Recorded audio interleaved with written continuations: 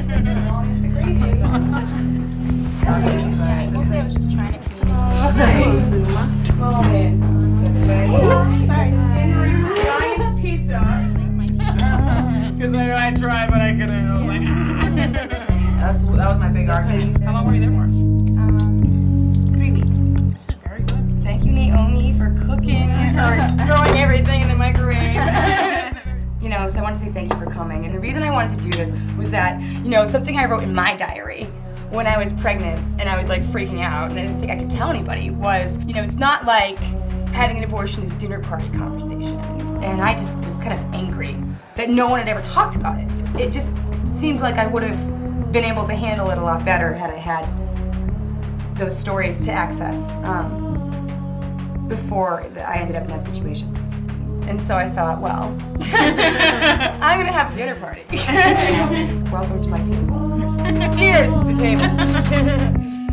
'Cause it only makes you cold, it only makes you hard. The secrets you have can tear you apart. It's time to be heard, take over your world. It's time to be heard, take over your world.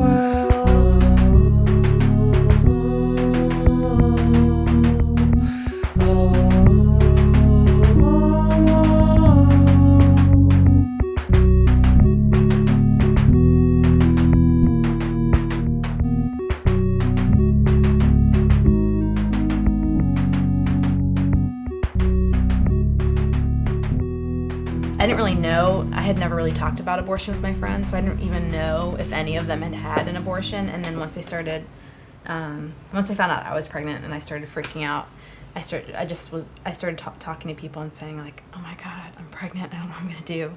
And these people that I knew were like, I had an abortion once. And then all of a sudden, like, all these connections were made and all these people were telling me stories that I had no idea that this part of them, was there. So then, like, when I realized how few people that I knew had talked about it, I felt like that there was a lot of stigma around it and that needed to end. I had an abortion when I was 14 years old. I tried to handle it by myself because I was very fearful of talking to my parents. The first organization that I called was a crisis pregnancy center. I asked this woman on the phone for information on abortion. And she told me that if I had an abortion, I'd regret it for the rest of my life. I knew abortion was a political issue and that it was confrontational and that a lot of people thought I was a murderer, even though I didn't think that. Like, all of that, like, hit me at once. And, like, I felt like I was utterly alone in the world. And then when it was all over, I felt relieved. And I felt very, very relieved when I left the clinic. And I look back now and I see the abortion as like a new beginning for me. I knew that I had to find more stable relationships in my life, seek out different types of partners, and for a while, I'd move forward and I'd moved a few steps backwards. Like, it took me a while to get back on my feet. I was a rebellious teenager. The only time I ever felt sad about the abortion was when I realized the social stigma surrounding abortion and the silence surrounding abortion. The only type of women that were speaking about their abortions were women who had joined the anti-abortion movement. And I felt like pro-choice women were also, many of them, very judgmental towards abortion. Like, they wanted it to be legal, but had like ethical issues with terminating a pregnancy. And so I felt judged, like, on both sides of the abortion debate. And so I was silent and I didn't talk to very many people about it. I was in an area, I lived in northern Michigan, and they didn't have procedures for this. You had to travel 3 hours to the south to have a procedure, so... To have an abortion? Yeah. Okay. And Michigan was actually in the process of passing a waiting period. Mandatory waiting. Right, and I think I squeaked in a week before the mandatory waiting period, which I don't know what I would have done because at the time I was living with my parents. My father had already said at one time, not to me, but to someone else, that the worst thing that could possibly happen to him is if one of his daughters got pregnant outside of wedlock. And my other sister had overheard this. One of my other sisters had talked to me about a mutual friend of ours that had gotten pregnant, and she had said, I just thought she was a lot smarter than that. And at the time she told me that, I had already terminated the pregnancy, and I realized that I didn't really have a lot of comrades, people that I could talk to. I did talk to my other sister about it, who helped me out a lot. Lost my mind and nearly lost my life. Hit picture perfect suicide. Took big drugs right into my head to find I'm better off not dead. I've never had that issue, really, in terms of telling the people that I know. The one thing that I was maybe embarrassed about was how it happened. And so I do remember lying about, breaking condoms and stuff like that. So that was, initially that was uncomfortable because I was aware and we were, aware enough to know better. For the most part, the year that we were together, it was condoms. But I can't say that as a salient part of my memory that, the one time I went and got pregnant. No. I'm sure there was some other time in which caution flew away. He asked me if I was on the pill. I said no. We had sex. And then he came inside of me without discussing it, without talking to me, just took it upon himself to take my life in his own hands. And then he said to me, he turned it around and said, well, you said you were on the pill. I said, I absolutely did not say that. You heard me say that I was not on the pill. We talked about it before this happened. Why would you do something like that? And he got all cocky all of a sudden. And he kicked his legs up and he put his hands behind his head and he says, I guess I'll get to see our children earlier than I expected. My first true love, I was using birth control, but I guess I missed a couple times. Or I'm 17, didn't realize, you learn about the health thing in class, but when it came to knowing when you're pregnant, no. I started feeling changes in my breast, but I was still spotting, so I didn't worry about it. But then the second month, I was like, something's wrong. And then older woman in the building, she noticed too. Yeah, she told my sister. She said, I think your sister's pregnant. In junior high, I was like the Margaret Sanger of Brooklyn. It was ridiculous. I knew where the Planned Parenthood office was. I knew that you could get free contraception. I knew a lot. And I always thought that I would never, ever have unprotected sex. I also found a copy of The Happy Hooker by Xavier Hollander in a used bookstore. And my girlfriend and I had shared it and read it. So I was 12, and all I knew was that the most important thing was to please your man. And that if you were smart and pleased your man, you could have anything in the world. That was the lesson. So one of my earliest, strongest sexual influences was from a hooker.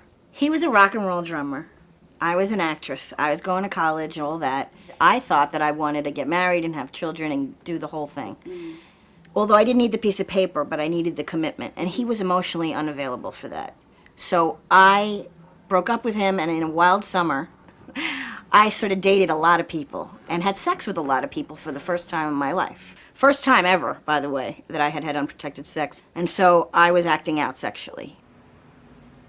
When I missed my period, I went to the gynecologist and just said, I think something's wrong here. And then she gave me a pregnancy test and I found out I was pregnant.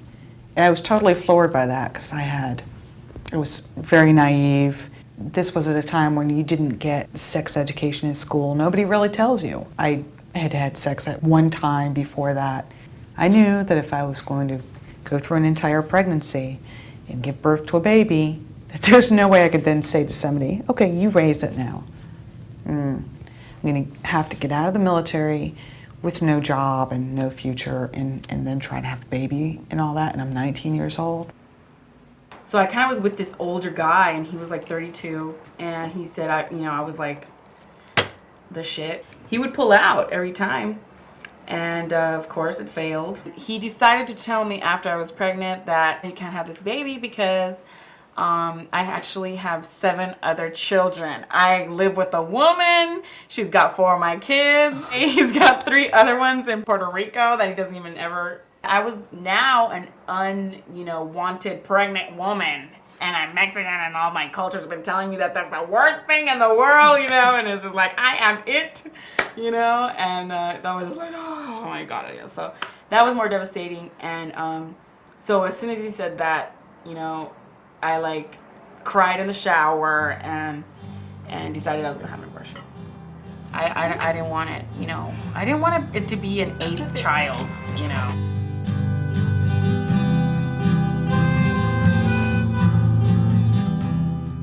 You said it's easy to win when you got nothing to lose. You said it's easy to decide when you got nothing to choose. But you don't know me, and how could you understand these blues?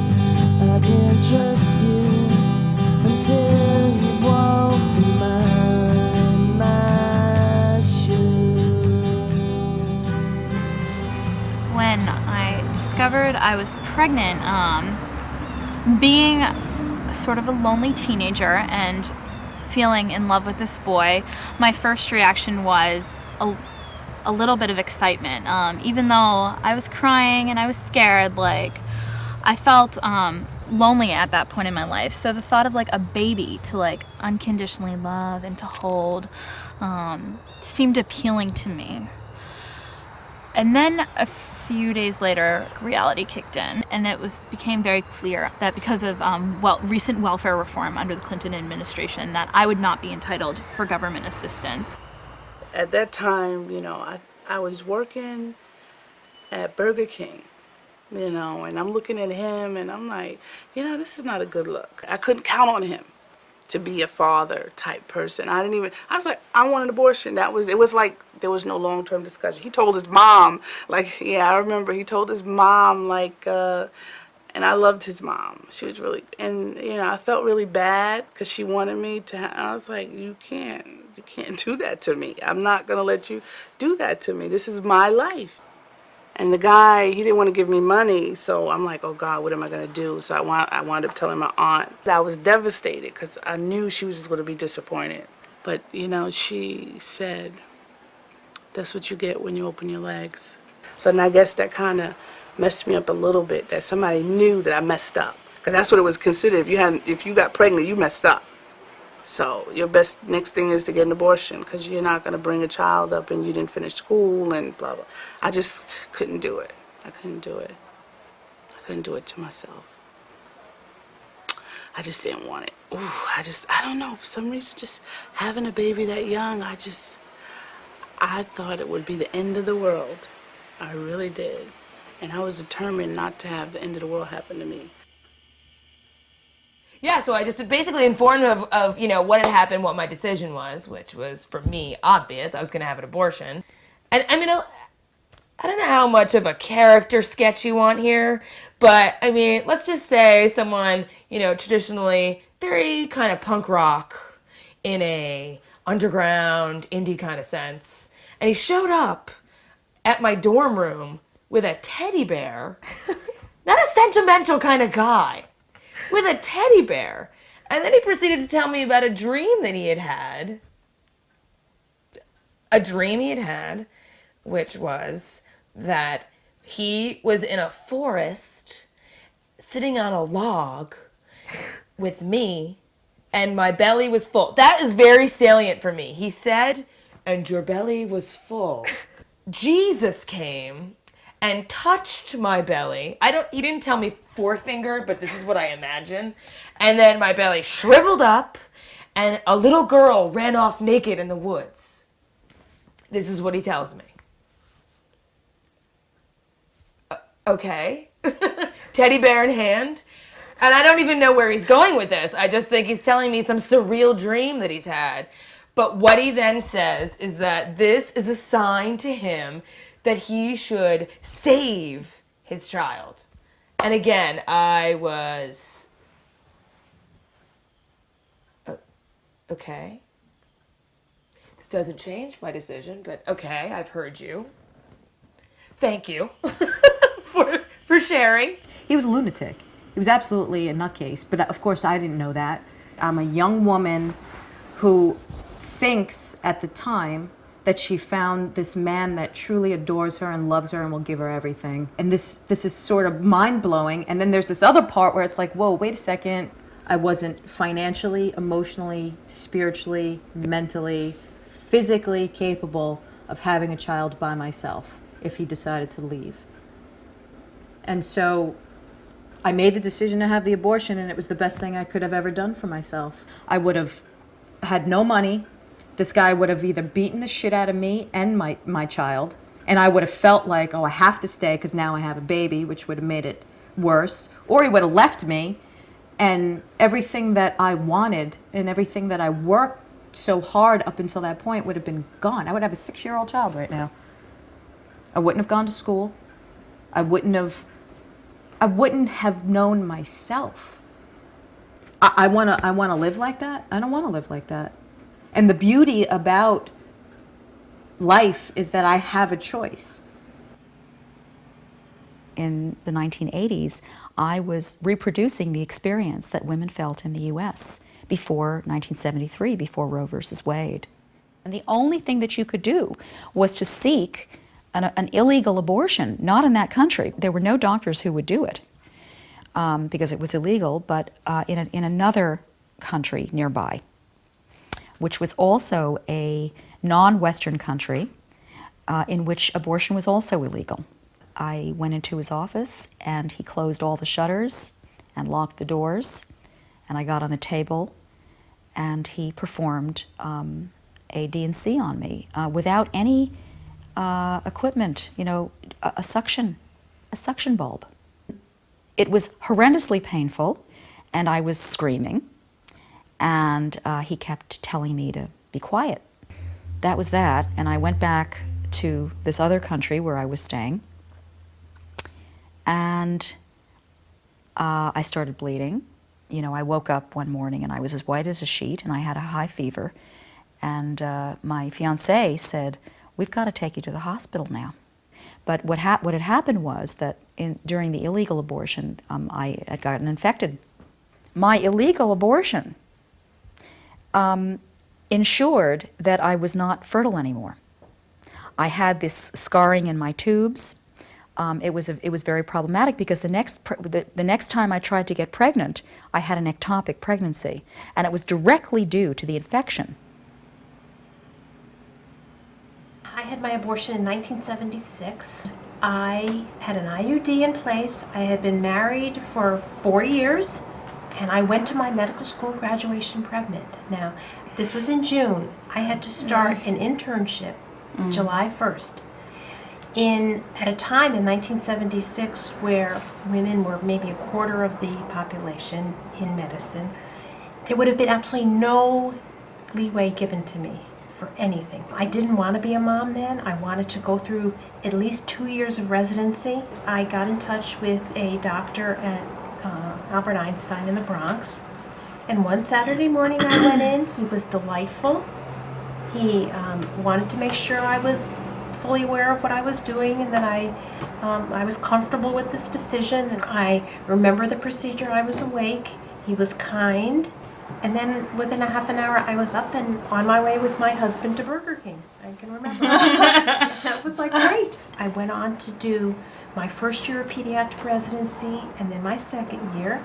And in my third year, when our call schedule was lighter, I got pregnant very quickly. And that was where I started crying. I had the most cherished baby that I just wanted to be a mother desperately.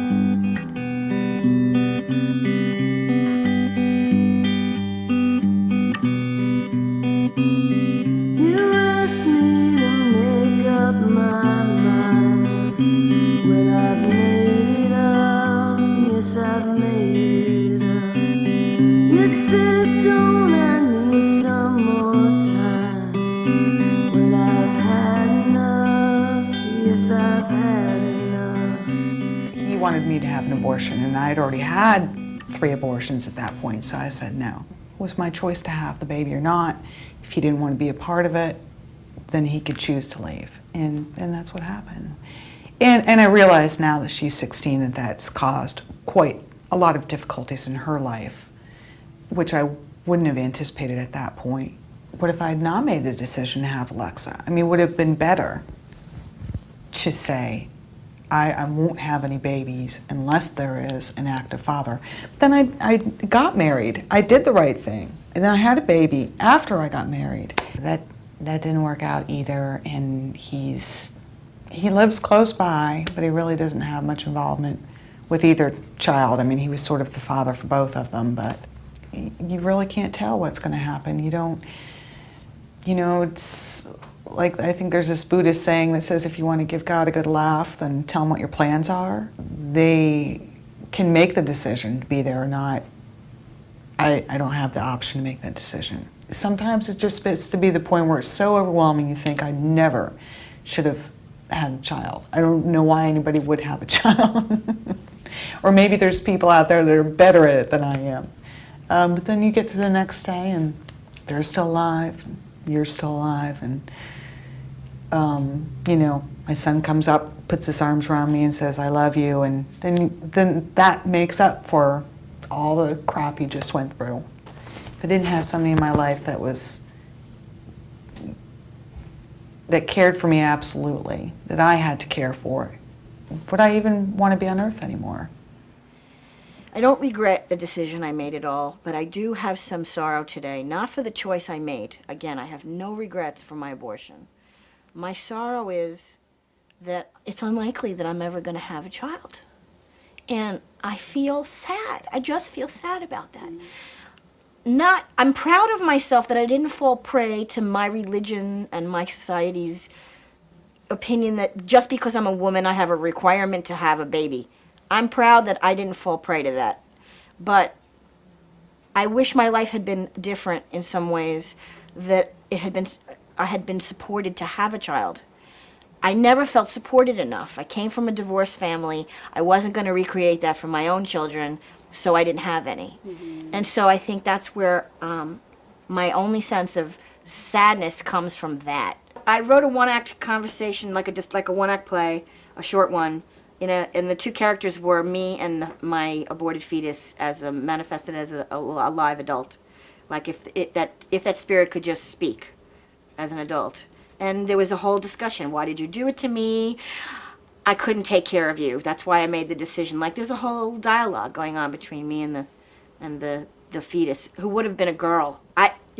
So for all that I said at the time that it was just a blob fetus, when I wrote about it from a really deep place, I wrote about the daughter I never had. I just, I was like, well, maybe I should have the baby, because maybe I won't ever have. And, then people like, oh, your legacy, because I'm my father's only daughter. So out of his lineage, I'm like, I don't know. I mean, I could contribute to society in other ways. You know what I mean? My coworkers, and especially a lot of men, like, oh, you have any children? No. No. Yes. Oh, you're going to regret it when you get... I said, I'm already older. I don't regret it. How much older am I going to be? But it's like, this is me. This is who I am. And I don't know. I enjoy me. Choose yourself. For once in your life, take a chance on yourself and choose yourself. That's where love starts. If I don't love myself, I can't possibly love anybody else. And I can't possibly love a child if I don't love myself. So I think that's very important. And when I talk about my abortion, that's how I talk about it. I'm wondering if you weren't using condoms, or were you in the pill? You weren't in the pill. Oh yeah, yeah. Did you feel like you kind of wanted one, but you didn't know how to ask for one? No, I didn't think I wanted one. I thought it was going to interrupt the flow, that he was going to say no or make me more undesirable. Now I come to grips with this, but for the rest of our lives, we have to continually work on our self-esteem. It's not here is a condom, this is how it works. It's like, how do you talk about sex? Yeah.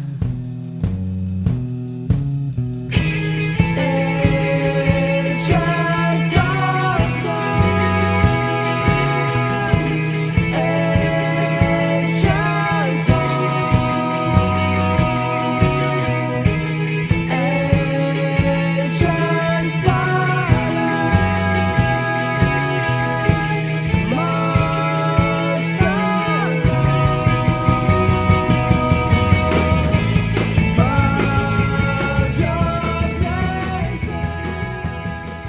shouldn't have to like tell my story to a million people to have it be justified. A woman is a living person, and if she gets pregnant, there's already, you know, like, then even if you know, believe that it's a second life, there's still like a woman who's already living her life, who's having to make this decision.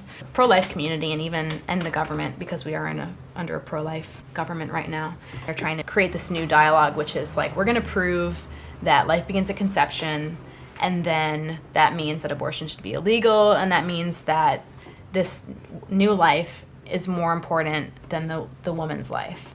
So I think that we need to be aware that that's the major thing that's happening right now. And instead of acting against what the pro-life community is doing, go back and, you know, take it back to step one. This is about rights. At rallies that we go to, rallies for women's lives, for reproductive rights, there are these people who unfold these banners that say, abortion hurts women. Well, you know, illegal abortion hurts women, and I am living proof of that. This is what's so maddening about the anti-abortion discourse coming from the other side, is that they're taking all of these complexities and they're flattening them out and speaking for us, speaking for those of us who have had abortions. I do not wish that I had had a baby at age 25. Right. Yeah. I wish that I could have had a biological child when I wanted to have one. My mother is a Holocaust survivor, and her parents were killed during World War II. I'm going to start crying, but I had to tell my mother that I couldn't have a child and that her parents would never be grandparents. So the end of all of this was that I couldn't have children when I wanted them. She said that she would love any child that I had, regardless of where they came from. And the child that I adopted, there was a civil war going on in Georgia, and this woman had to give up her child. And she gave up her child, and I have her child. My parents really love him.